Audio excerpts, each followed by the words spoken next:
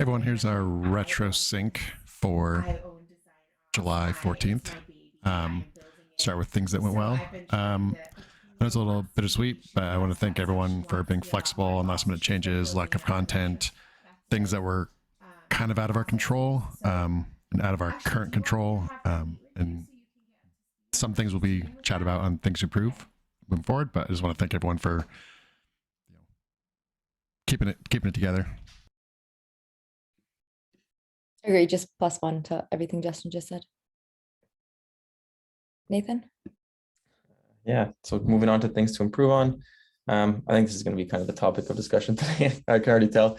But yeah, I ended up seeing like 3 rollback MRs, which like it happens, but there were a lot of work. Like some of those MRs were like weeks of work. And just how do we mitigate that in the future? Like, is it more stakeholders, or do we just keep going? And if it happens, it happens. Like, I don't know. I don't know the best way to go about this, because half the time I don't even know who to contact for some of these pages.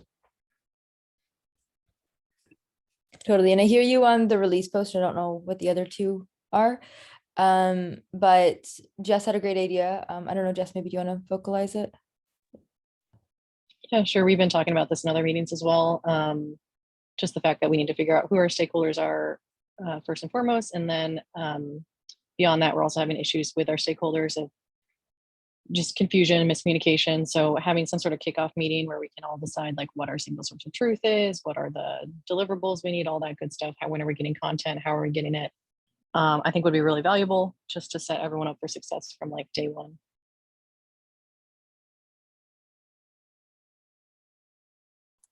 I have the next one, probably also a topic of discussion. With the commit registration page, it was very tough to work on without content, and I'm thankful we had kind of a schedule that worked back when we should expect content, etc. There seems to have been like some deadline pushbacks, and one thing I noticed, I never noticed this before in getting content previously, was there's a lot of like legal acceptance, but with all that, it's difficult to work on a page you don't know what you're developing around or designing around. And I love the whole like boring solution thing about GitLab, is get what's quicker and whatnot out the door. But I also think like the boring solution is using our web IDE, and I was really excited to make an experience that content authors, anyone could really contribute to these pages and make updates. But I feel that when we are not given content, it actually makes it harder, because we're having to hard code things or trying to, I feel like a few of the boring solutions I thought were going to be boring to kind of get around this ended up being very complex. But I digress. I'm wondering if, now that like this happened, just looking back, what can we do maybe, or what can we maybe work towards at like a triage or refinement level? It sounds like in the previous note from like Nathan and Jess, like these kickoff calls, but Justin, you want to take your point?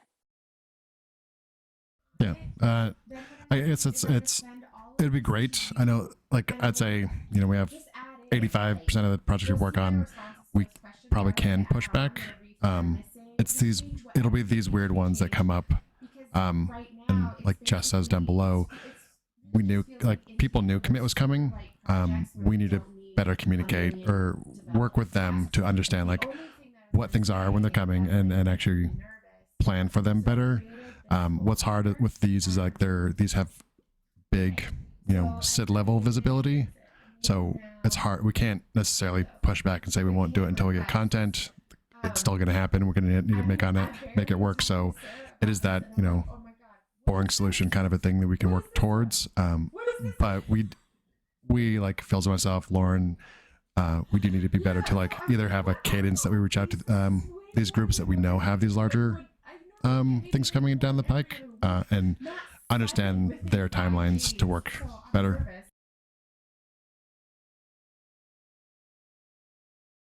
I'll just add on to that about the timelines. I feel like we have a lot of fire drills that don't necessarily need to be fire drills, like Justin was saying. like we know there's going to be a commit next year. Like we could start planning for that now, and we might not know exactly who the speakers or the schedule is going to be, but like the larger bulk of it, like we could have that whole thing set up a year in advance. Not that we have to, but like that portion of it can be done without the final content. And I feel like even that part was like missing and is maybe even still missing to some degree. So I think maybe we can work with our stakeholders on like timelines and when we should expect things like well in advance if we can. Yeah, I completely agree, Jess. I think for the annual events, for sure, like the survey too, it's like we know it's coming. We should be able to plan for it in advance and commit to. So totally 100% hear the frustration, understand how difficult it is. And thank you again for like your patience and like agility to be able to like work through that. The other thing that I just want to add is the content team is like severely understaffed. Cormac left, and then I think there's another person that also left recently. So they're like severely understaffed. So they're stretched incredibly thin. So I think we just need to like, I guess, give them a bit of space too to kind of like adjust and know where they're going. We did hire a new director of content. I saw that they just started recently. So hopefully for them having someone at the director level, we can kind of do a bit more of that like future planning, like Jess said, like maybe we just plan out the year in advance to say like, what are the big milestones coming up? And then for our own quarterly planning, we can also incorporate and absorb that so we know what to anticipate. But I think those are also like future solutions. I don't think any of these things are going to get solved immediately, but like Justin said, we're going to try our best to connect with their stakeholders as early as possible, do the kickoff meetings, and hopefully that'll alleviate some of it. But a lot of it is also that they don't know what to come to the table with. Like a lot of the times they don't know what images or what is required for a website. So a lot of that is coaching too on our end to explain to them what they need. But yeah.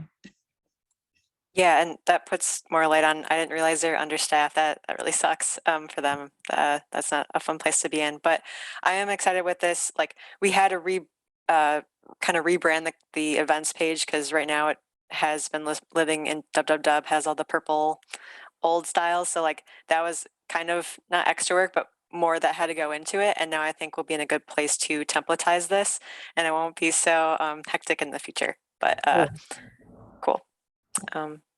Justin. It's pretty much related to like the first couple ones, but yeah, we just need to have better communication with the true stakeholders. And I think that's where some other issues have come into play with the release post. The initial request kind of came from someone else, but they were not necessarily the true stakeholder of the page. It's finding that out sooner and not jumping on to these rush requests without doing a little more research. And again, this really falls into myself, Lauren, Filza, to do more of the research before we create the issue, task it, and move forward. Yeah, that, I guess that's kind of like 3 and 3A. Yeah, Jess? Yeah, just to add, we worked so fast last quarter that I feel like maybe we're all still in a bit of a rush mode. And like mostly a reminder to myself, like I can stop and breathe and like ask questions before moving forward. So reminder to myself, but anyone else can take that away as well. I think Dennis is writing something. Office hours or any cross communication events. Did that help? I don't know.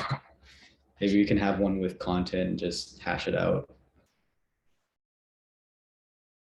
Just a thought.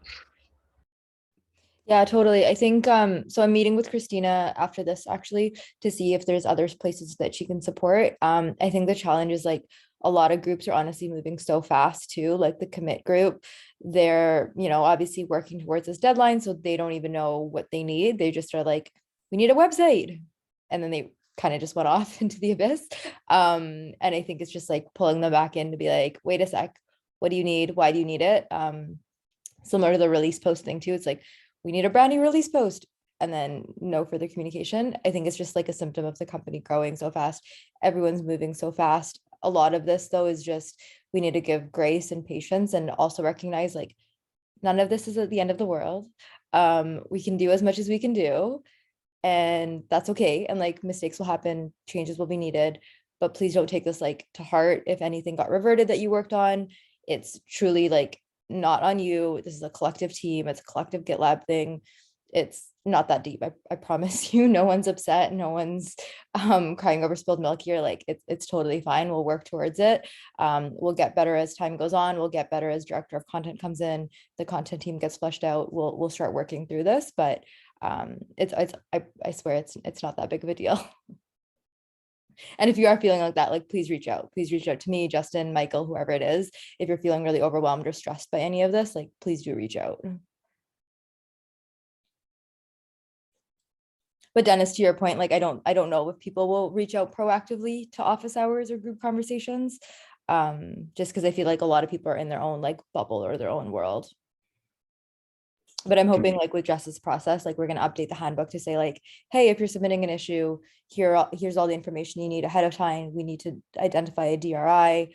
You need to be available. This is like timelines, etc., that we can kind of communicate in advance. So hopefully that'll help.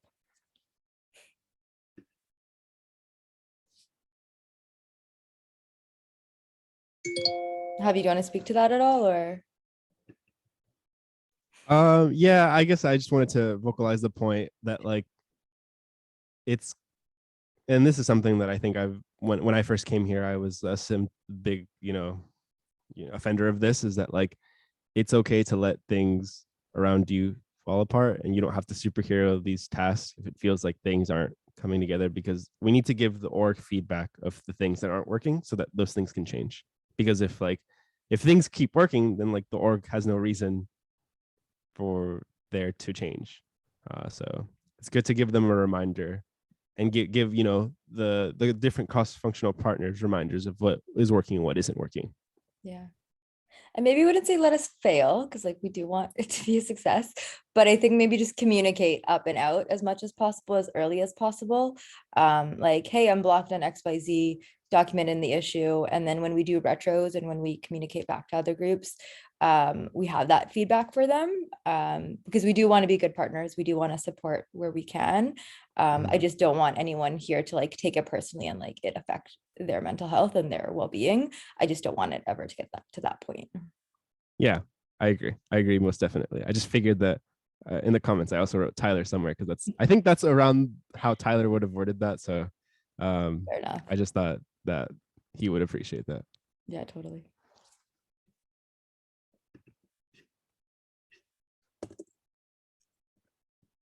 Cool. We don't have any action items. I don't know if anyone, the biggest one is like communication, cross collaboration. I Whatever have else is a writing. to-do from like another meeting that kind of covers this, which is like write up a blurb for the handbook for a new process, and I'll definitely be sharing it with everybody for feedback once it's done. I don't have an exact timeline for it yet, but I think it relates. Yeah, no, I agree. I think that's something we've been talking about for some time now. That's ever since I started. Is that it would be great to have the handbook updated. So then, when the release post comes in through a Slack, we can be like, "Cool, link them to the handbook.